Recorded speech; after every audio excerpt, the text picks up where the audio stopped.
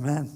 Amen. I need to apologize to those who are watching online. We're having a few technical issues this morning, cutting in and out, but hopefully you're with us now, and great to have people back in the room as well. A real joy. So we have been looking for the last couple of weeks, really. Joe Herbert James was talking to us about the problem of disconnection and our value of connection. We had Sim talk about connecting with God and how to reconnect with God, and Joe kind of laid out this real profound disconnection that happens at the beginning of Genesis, this disconnection between us and God, but also this disconnection within ourselves, a disconnection with us, our disconnection with creation, and our disconnection with each other. And we see that played out in the story because Adam and Eve hide from God. They cover themselves because shame has entered the arena. They blame each other. There is power plays going on. The relationships are fractured. And they're separated from creation because and they have to work and toil at creation, and they're excluded from the garden. And we see this profound disconnection go on. And like I say, we've looked at some of these already. And we've looked at us and God, and we've looked at us and creation. And today, I'm going to be looking at us and each other and us. And this week and next week, we're going to be looking at these two. This disconnection that happens between each other and this disconnection that happens within ourselves. And actually, there's a common theme to both. And the common theme to both, I'm trying to click this, and it's not working. Can we go on again? The common theme is loneliness. I don't think this is working, so why don't you just try and keep up with me, and let's see how that goes. So this disconnection of loneliness that happens within us. Now, loneliness is an epidemic in our society, particularly in our Western society, our individualized society. And there's a few statistics that bounce around. I mean, just in May 2020, the government released statistics saying that 45% of adults are lonely in the UK, which is quite a staggering statistic. Similarly, there was a study done a little while earlier in America that said 22% of adults are chronically lonely,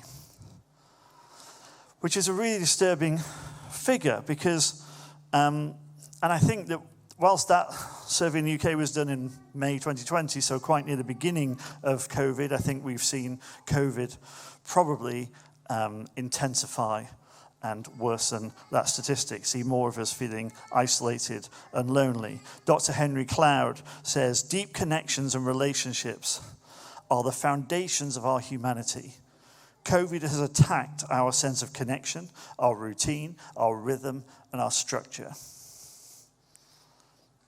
So right at the core of what it means to be human is this need for connection, is this need for relationship. And yet what COVID has done is has really emphasized this isolation and this separation and attacked our sense of connection. Sometimes Zoom just does not cut it, does it? Because the impact of loneliness is quite staggering. It's actually, we can think that loneliness is like, well, I just feel a bit lonely, I feel a bit sad, maybe it's just an emotion, but it's physically similar to hunger or pain. It's a physical, biological response because it revs up our hormones and it wears on our organs. It impacts our quality of sleep. It's linked to or causes heart disease, high blood pressure, obesity, depression, cognitive decline, Alzheimer's. So the impact of loneliness can be quite catastrophic to us. In fact, the impact is similar to smoking 20 cigarettes a day. It has a greater impact on our mortality than obesity or inactivity or air pollution. It increases our mortality. It increases our mortality by 26%. On average, it reduces our life expectancy by 15 years. Now, that's quite a shocking statistic. our life expectancy can be reduced by 15 years. And there's more as well, because it activates our threat mechanisms. It kind of kicks into that fight or flight part of our brain, that core part of our brain. So it activates our threat mechanisms, which can cause us to shrink or want to remove ourselves from a situation, which in turn intensifies our sense of loneliness. But also it impacts our ability to read facial expressions, making us more likely to infer negativity from somebody, which in turn intensifies our sense of loneliness. And so it can be a very difficult cycle to break away from. The definition that I'm using here of loneliness is this: it is the gap between your expectation or your need of relationship and the reality of your experience. So each of us might have a different sense of expectation or need of relationship. Introverts might need a little bit less, maybe, and extroverts might need a little bit more, or whatever it might be. Different ones of us can function different ways, but whatever our expectation or need of relationship is, loneliness is when there is a gap between what we need or what we expect and what our reality of our experiences or what our experience is. So it's quite a helpful definition. And there are three aspects to this. There are three ways here, really, that we can be lonely or we experience loneliness. There are three types of relationships that we need. First is we need those intimate relationships. We need those close connections. And let me be clear here. I'm not talking, when we talk about loneliness, we're not talking about singleness. It is entirely possible to be married and have loads of friends and to feel profoundly lonely. It is entirely possible to be single and have lots of friends and whatever and not be lonely at all. This isn't about singleness versus marriage. You're not incomplete if you're single.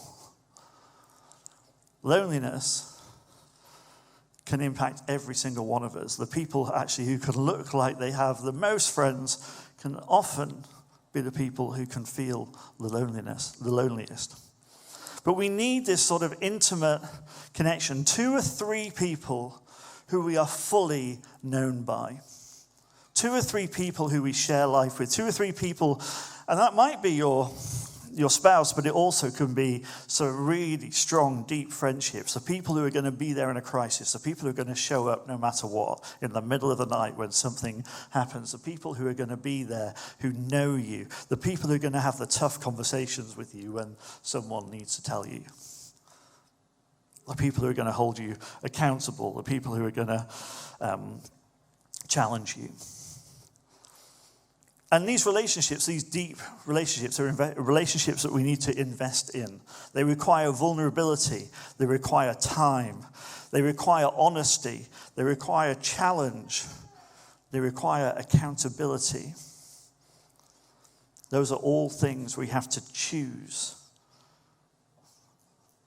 to commit to. There's no point kind of going, I just don't have those people, if you're not willing to invest the time or to be vulnerable or to be honest. These are characteristics of these relationships. And it's really important for all of us that we have those types of relationships.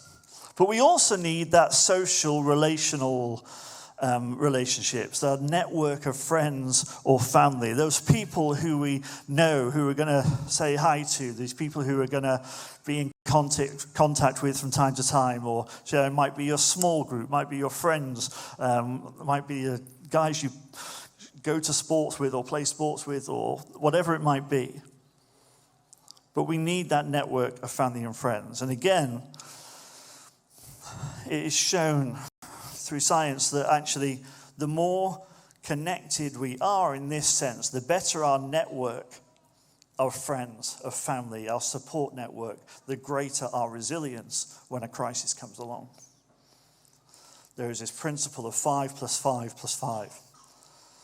If you had a crisis come along, who are the 5 people you would go to for help, that you would call and say, I need to talk about this, or I need some help. Can you help me with this? Or if, whatever it might be. Who are those 5 people? And if those 5 people couldn't help at that time, do you have another 5 that you would go to, kind of like a next kind of down your list in your notebook or in your diary or in your address book? And then do you have that wider group of people?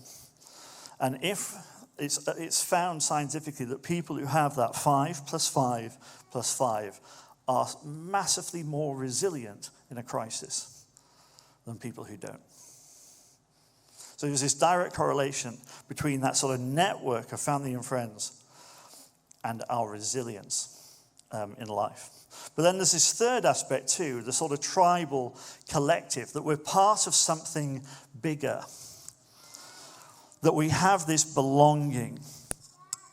And church can be that. I mean, church in some ways, we can have the people who are the 2 or 3 in this context. We also have the small group maybe who can be part of our social and relational, but also we're part of this bigger movement. We're part of this bigger group that we can identify with, that we share life with, that we're part of, that we invest in. And so it's really important to have that bigger sense of belonging.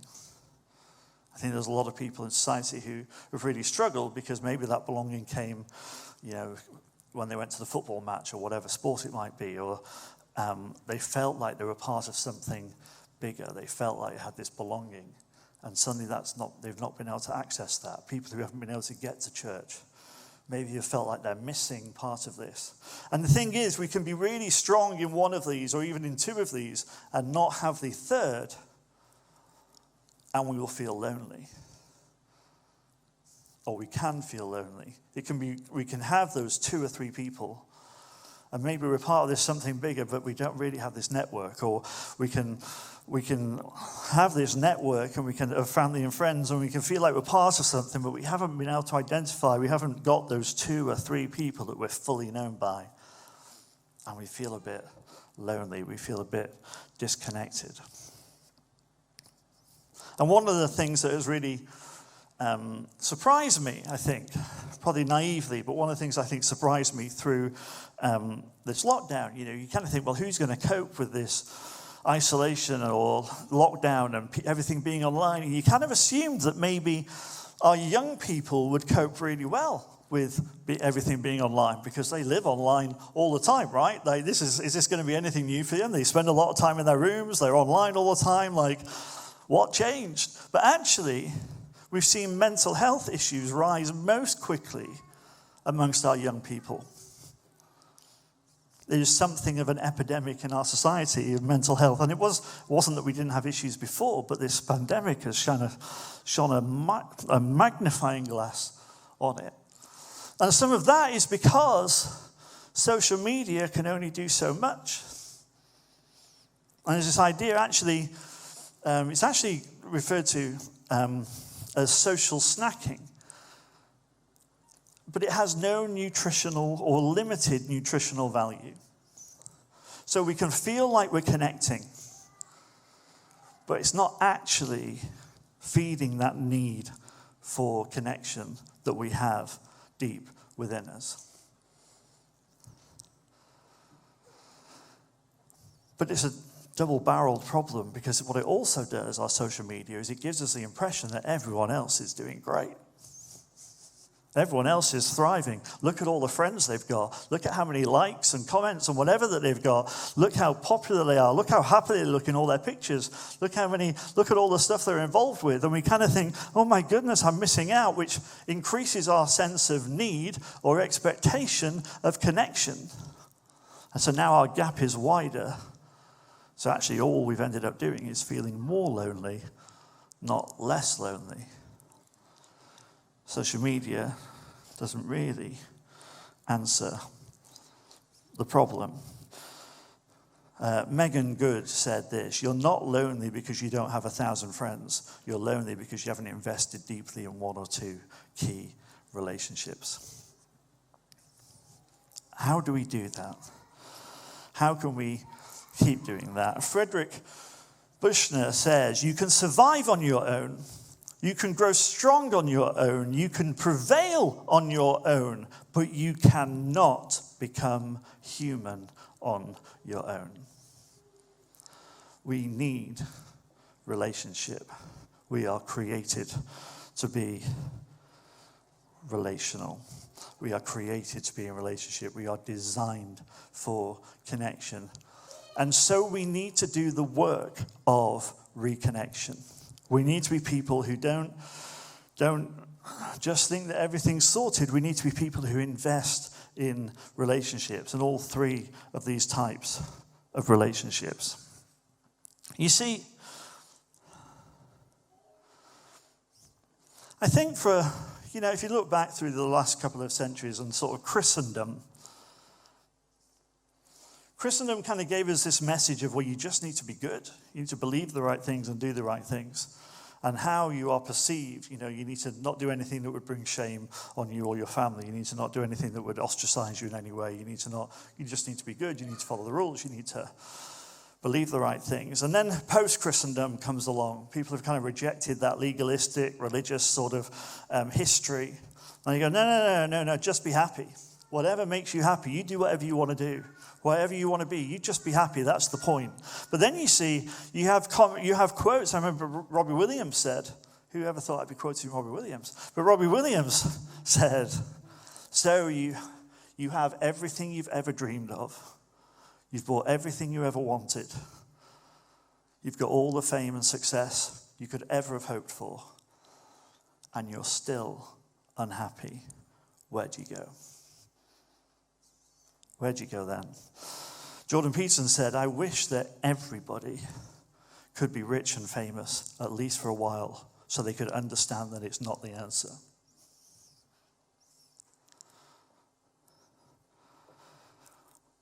And right at the center of the gospel that we find in our Bibles, in our faith, in Jesus, is this invitation to be people who are whole. Not just to be good or to follow the right things, believe the right things, do the right things, but to be people who are whole. Jesus isn't the person who's going to make you happy. That's never the promise. Take up your cross and follow me. It's never the promise that everything's going to be great. You're never going to have any problems. But the invitation is to be whole. To be reconnected in every way we can. Reconnected with God. Reconnected with each other in our relationships, reconnected with ourselves, reconnected with creation. Shalom, as Joe was talking about. Our connected value has this statement attached to it. It says, we want to reconnect in every way we can so that the world around us can be restored, renewed, and reconnected in every way it can. This is the kingdom of God. You see, as we make these choices as a church, this isn't something we can do on our own. This is something we can do together. We can only do this life together. The stuff that God puts out there, the stuff that is in there in Scripture, whether it's the Ten Commandments or whether it's the Beatitudes or whatever it might be, will weigh down so heavy on you if you try and just fulfill them on your own. They are to be fulfilled as community. These are things that we get to live out together. And so together, we want to reconnect in every way we can so that the world around us can be restored, renewed, and reconnected in every way it can. This is who we think we're called to be. This is the life we're called to be in, that we make this determined choice to live this out. Now, I've done a whistle-stop tour through loneliness there. There's so much more to say. And what I don't want to do this morning is kind of go, if you're lonely, well, you've just got a bit more work to do. No. Loneliness, as I've said, can be hugely debilitating. Can be something that traps us and shrinks us and does real damage to us. But I do want you to know that we believe church, we believe Yeovil Community Church is a place where we can walk this together. So if you want someone to pray with you, we want to be there. If you want someone to talk to you, we have people waiting to do that. If you want a small group to connect into, we have small groups waiting. There are ways that we can walk this together. This isn't a quick fix. Come forward for prayer and we'll just pray a quick prayer and you'll all be sorted and you'll never be lonely again. This isn't how this works. Statistically, 45% of us are already lonely. But this is work that we get to do together. Our best hope of doing this is together. This week, I gave a quote earlier from Megan Good. I've arranged to have a Zoom conversation with Megan. Now, the reason I talk about this is because Megan is actually writing a book about loneliness, and she's looking at what it is, how it comes about, what can we do about it, and what can we collectively as a church do about it. And I'm going to have a conversation with her, and if any of you have any questions you would like me to put to her, then please do send them in. I'm going to have that conversation on Wednesday, so if you can get them in before then, that would be great, and I'd be happy to put questions to her. But she really is a fount of wisdom in this area.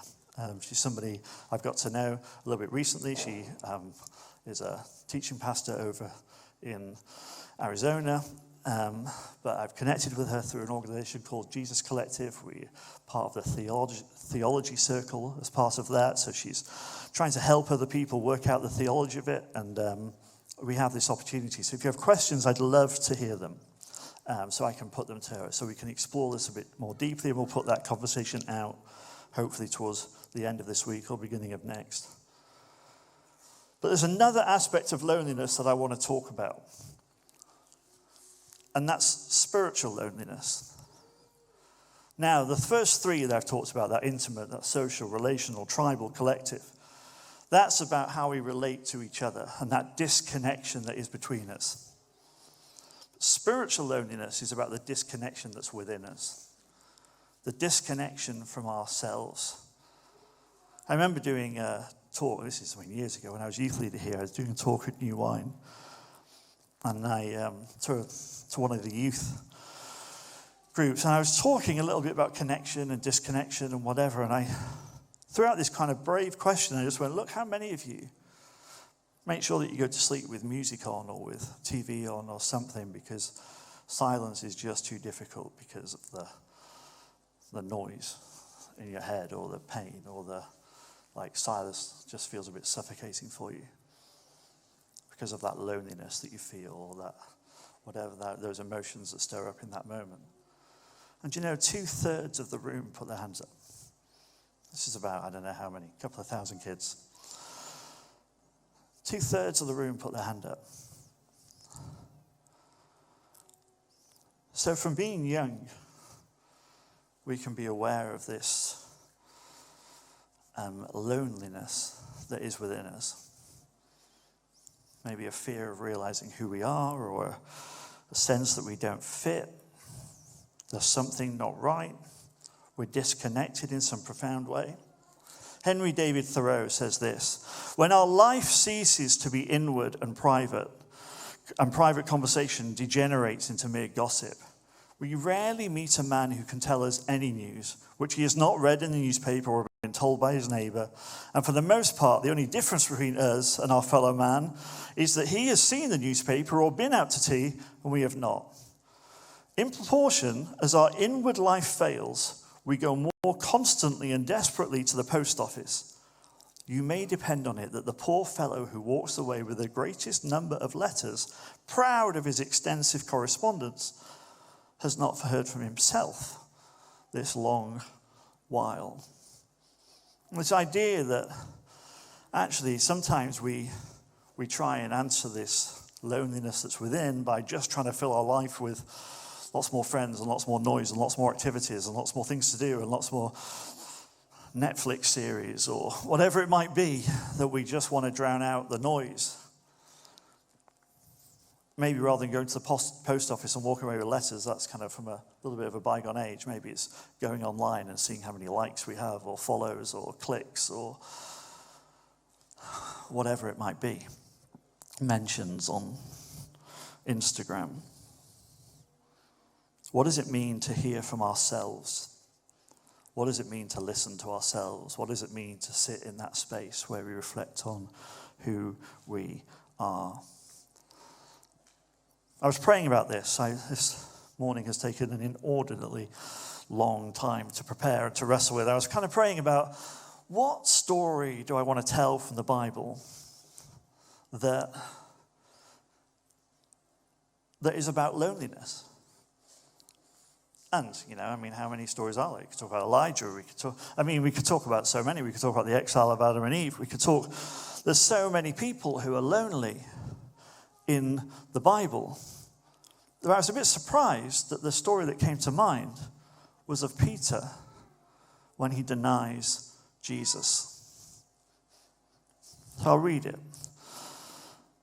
On the way, Jesus told them, "All of you will desert me.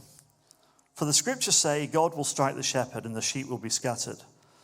But after I am raised from the dead, I will go ahead of you to Galilee and meet you there." So this is Jesus in the Garden of Gethsemane, just before he's going to be arrested. And he's going, things are going to get bad, guys, and you're all going to desert me. This is about to get ugly.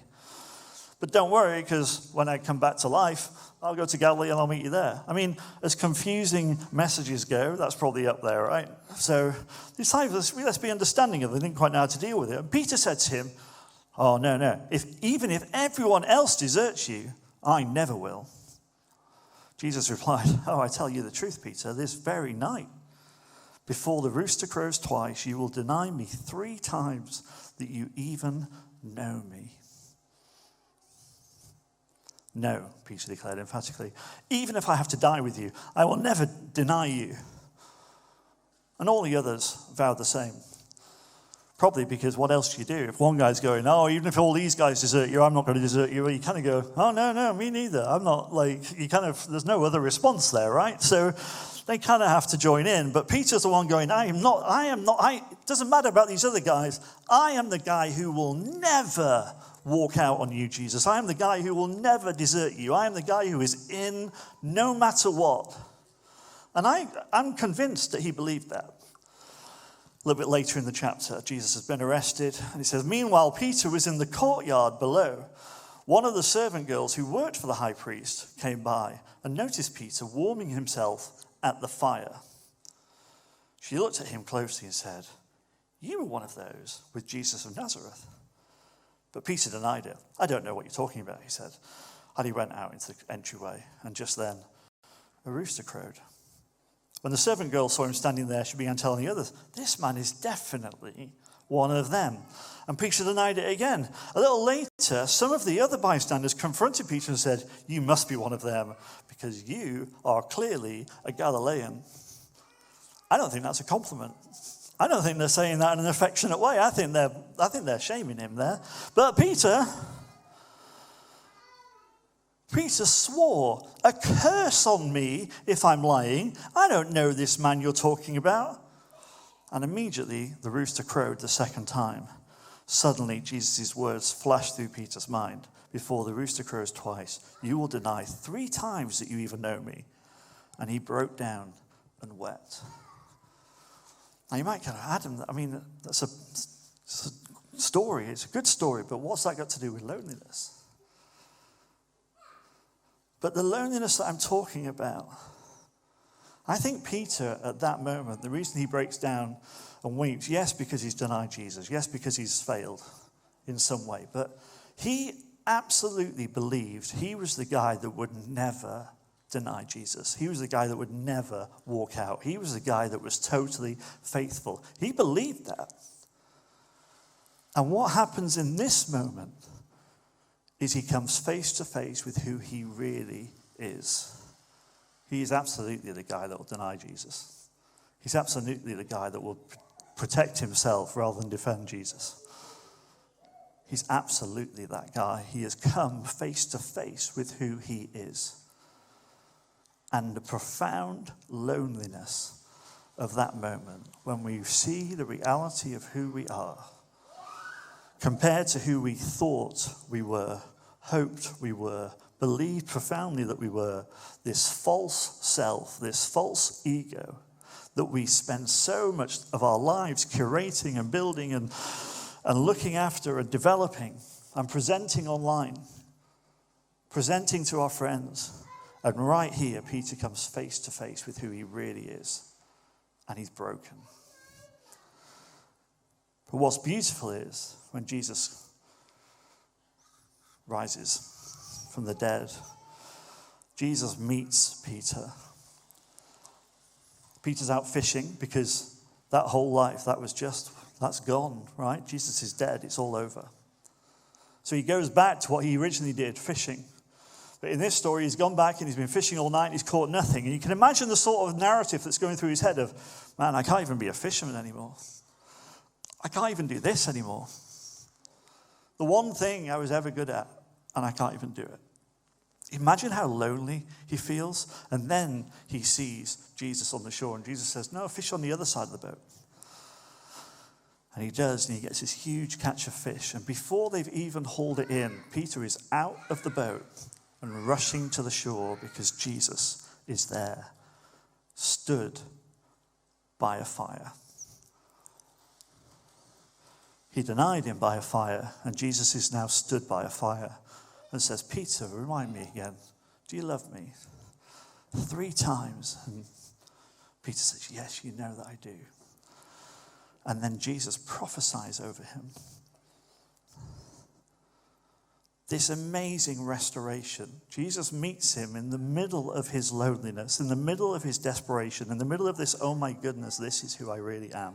And in that lowest of moments, Jesus shows up. We've seen the same thing, and I've talked about this before, but with Jacob. Jacob, going back to meet his brother, he's stolen the whole birthright from him. He's stolen everything from him. He's going back to meet him, and he goes back, and before he goes back, and he's about to cross the river to go and meet his brother, and he sends all his possessions, he sends all his servants, sends all his cattle, then he sends his wife and his children. So there's just him left in that space of loneliness where he has to confront what he's done. He has to confront his brother, and it might die. And in this desperate loneliness, he meets God, and he wrestles with God. And then God says to him in the morning, so what is your name? Which is a profound question, because the last time we see Jacob being asked his name, he's answering his dad, and he's lying. He says his name is Esau, to steal the birthright of his brother. And God brings him right back to this very moment and says, no, what is your name? And this time he says Jacob. But Jacob means liar, deceiver, cheat. So it is a moment of confession for Jacob, coming face to face with who he really is. And at that moment, God says, not anymore. Now your name is Israel. You see, it's at the moment of realization of who we are, our ugliest self, if you like, that Jesus meets us. It's when we come face to face with our true selves that God reminds us who he created us to be. It's at the moment our false ego falls that we are invited to step into our true identity. And we were invited to do this together. We're invited to do this. We are invited to become part of the body of Christ, part of the church. We're invited to journey this together. At YCC, we want to reconnect in every way that we can so that the world around us can be restored, renewed, and reconnected in every way it can. This is the kingdom of God. As the musicians come up to help us respond, I wonder if we could close our eyes.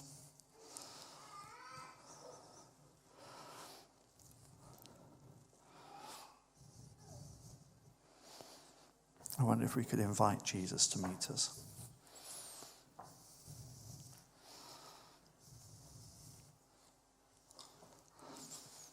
This isn't an easy fix. This isn't a quick prayer. But it is a commitment to do the work of reconnection. reconnecting with God, reconnecting with creation, reconnecting with each other, and reconnecting with ourselves.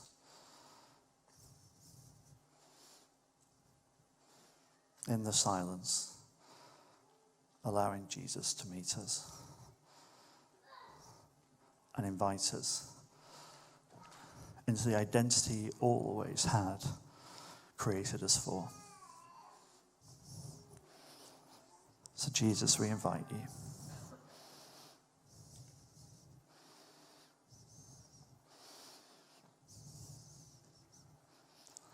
We invite you.